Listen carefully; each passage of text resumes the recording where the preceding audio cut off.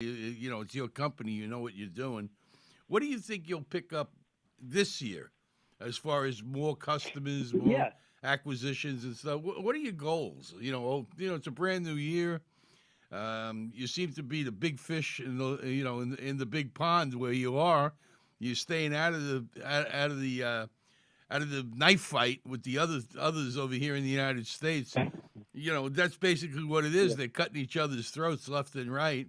They're spending a fortune on Yeah. advertising on television, newsprint, websites. They're going all to the wall trying to knock each other out of the box. And meanwhile, you're sitting on the sidelines over there making money. That's how it appears to me.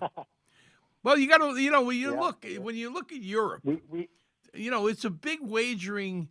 And I'll tell you something: the NFL, the NBA is so big in the Orient. People don't realize it, that they are so big in China, in the surrounding areas, in India. Those basketball games are bet on every night. Money comes pouring in on the hoops. And same thing in hmm Europe. I mean, in Turkey, in Spain, in Germany, basketball. And you can see it here in the NBA because a lot of these players from Europe and Eastern Europe are now over here playing in the NBA. It's basically a farm team, for the NBA here. But in Europe, it's like, the New York Yankees. It's, that they have their fan base. Yeah. Well, I mean, plus people over here are just better. So have you ever been to London, Mick? No. I'll tell you what. When you go to London, next to every single pub, there's a there's a bookie, like a legal Yeah. bookie, where you can walk in, go place your bet, then go next door and watch the games, and have a pint, and then go next door again for the next game, place your bets. I mean, and that's just been the culture over here in Europe for decades. I mean, there hasn't been the stigma around gambling. So people here, they know how to gamble. They understand odds. You don't have to teach them. There isn't an education that you have to do. In the U.S., it's been illegal for so long. It's been just like an underground, kind of dirty, industry that people don't have that education. And, that's what DraftKings and FanDuel are paying. When you hear those $1,500, $2,000 customer acquisition costs, it's because they have to teach everybody how to gamble right now.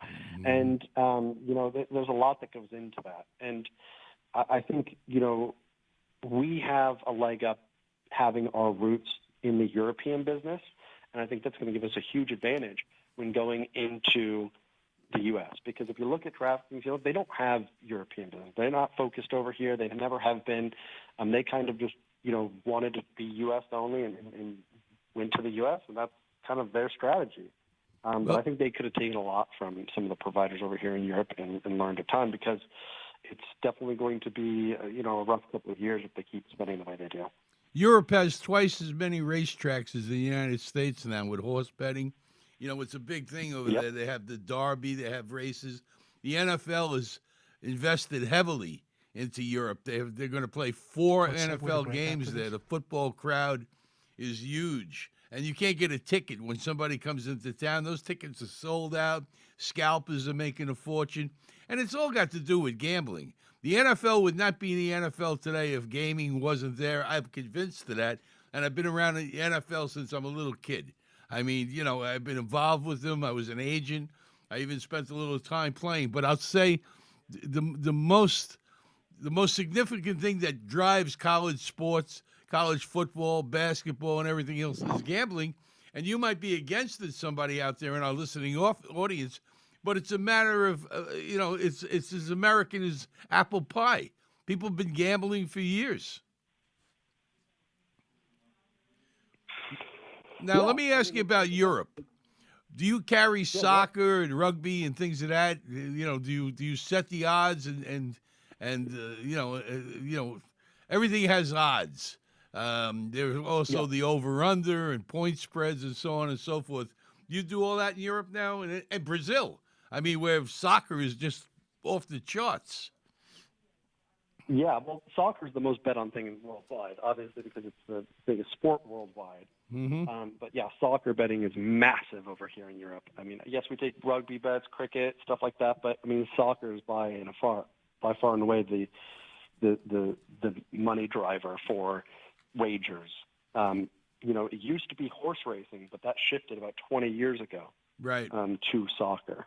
And, I think soccer is probably going to be the number one, bet on thing going forward as well. And I think, that's where we kind of come in. I think esports is going to kind of take that number 2 position over the next 10 years, just because, again, the audience size is global and it's massive.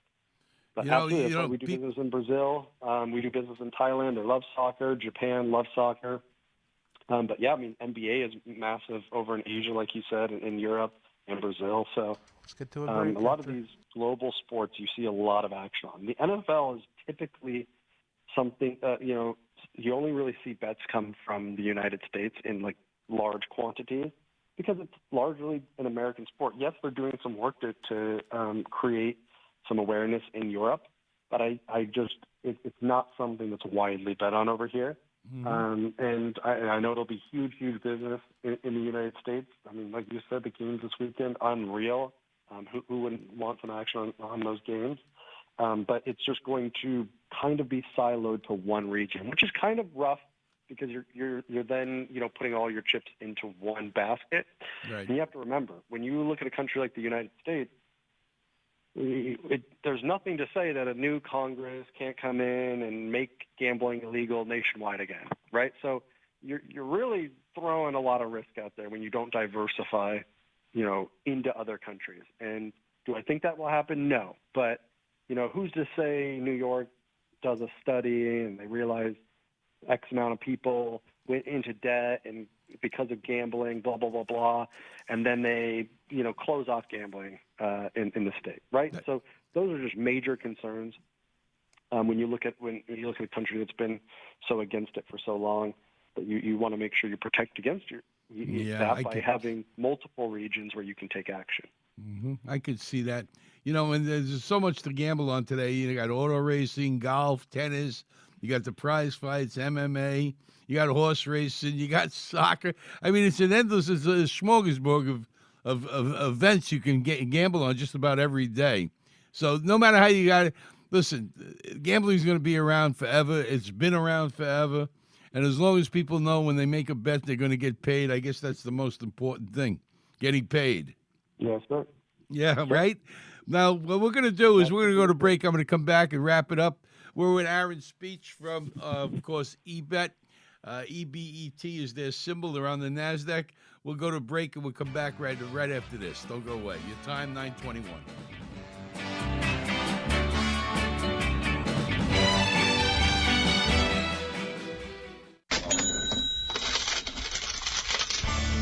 Attention, doctors, car lots. I don't care what type of business you're in. Let's face it, you all need traffic. And nobody drives traffic. And I'm talking about traffic that brings you dollars than RP Summit and rpsummit.com. Yep, they're here now in South Florida. They've taken over the tri-state area, New York, New Jersey, Philadelphia. Everybody knows who RP Summit is because RP Summit drives you traffic. Let's face it, if you give me $1 on a Monday and I give you back $4 on a Wednesday, the only thing you should be thinking about is giving me more dollars. Well, that's what RP Summit does. They are the best in the business at driving real traffic to your website or to your business. Because let's face it, it's all about getting bodies, getting people to find you. What good is having a website if nobody knows where you are? Let's face it. I mean, what are they just going to pull it out of the air? Of course not. Well, RP Summit's been driving people to businesses now for over 20 years and successful. And the fact is, once you hire them, you're never going to fire them. I suggest you look at rpsummit.com or give them a call for a free consultation at 856-424-7222. That's rpsummit.com. They will drive traffic like you've never seen before. And believe me, once you get them, you'll never get rid of them. You'll say, why didn't I do this before? It's simple. You didn't know about them, but now you do, so there's no excuse. Pick up a phone, 856-424-7222. rpsummit.com, the best in the business.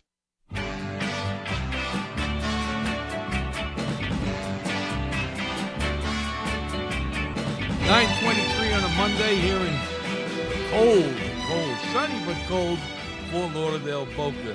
We're on with Aaron Speech from eBet. We're talking gaming. Aaron, what do you think? When do you think you're going to come back and revisit us here on this show? Will you have any news like in the next couple of weeks or something like that we can talk about? Yeah, I think I could definitely come back in a couple of weeks and share some awesome news with you. Yeah. We've got a couple big announcements coming up, so yeah, we'd love to get back on. I'd love to hear it because I'm all about gaming and gambling. I was in sports radio for many years, and I know that sports radio revolves around that is gambling, and I know a lot of our audience is involved in it too. I'm sure they were all either licking their wounds or counting their money from yesterday's games. Just two exciting games that we had on. But we'll bring you back in a couple of weeks. Again, the symbol's EBET. Take a look at it. And despite the carnage in Wall Street, you seem to be hanging in there. I know crypto took it on the chin. That's falling like a stone. So, again, gambling is basically recession-proof, they say. The mob flourished when they gambled back in the 1930s during the Depression. It was just, they flourished in plain English. People will always lay a bet. That's for sure. You're in the right industry, my friend. Yeah, I believe that as well. Okay, and we'll get back to you in a couple of weeks. Thanks a lot. Aaron Speech from eBet, Esports Technologies. Take a look at the company. I mean, America loves to bet. America loves to drink. America loves to party, have a good time. I mean, what good is it? You can't take it with you. You might as well go out and enjoy it. Go to a sporting event. You can look at two games that mean absolutely nothing anywhere. But as soon as you got $100 on it, it's the Super Bowl, and it's the truth. I do it myself. I can't resist. I bet two roaches going up the wall. My friends are no different than I am. I mean, it seems that we all levitate together. I got the ones that never bet, and they criticize you, and then as soon as you do win, they get their money out. They hand out. You buying lunch today? Why am I buying you lunch? You did nothing but ridicule me for my losses all of a sudden. Got to cut your losses. It's crazy. I mean, things are happening around town. It is cold today. But I don't know if you've been out and about around town, but the restaurants are packed. The seasonal people are back in town. It seems this is a free state. You don't have to wear a mask if you don't want to wear one. It's not like they're running you into the ground with these laws and everything else. Now we got the problems over in Ukraine.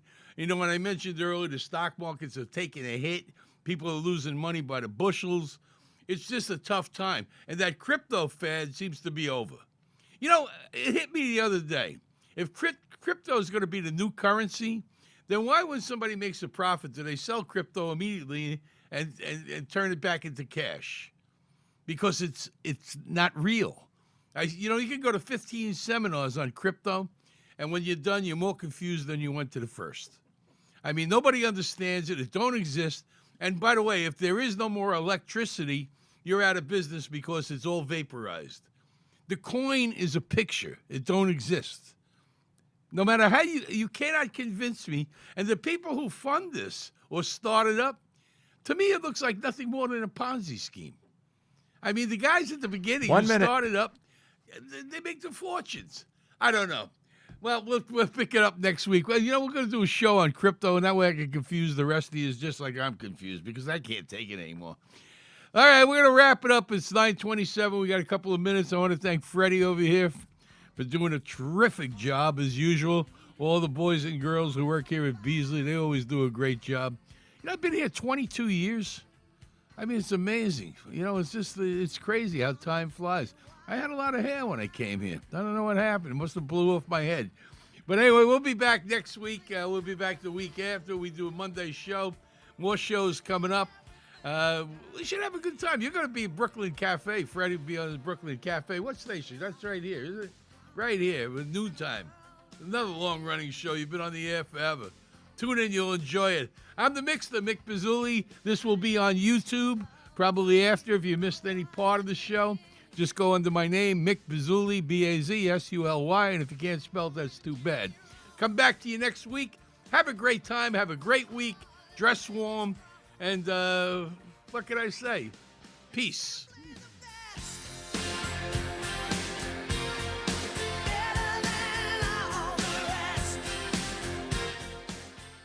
The opinions expressed on the preceding sponsored program were strictly those of its hosts, guests, and callers, and not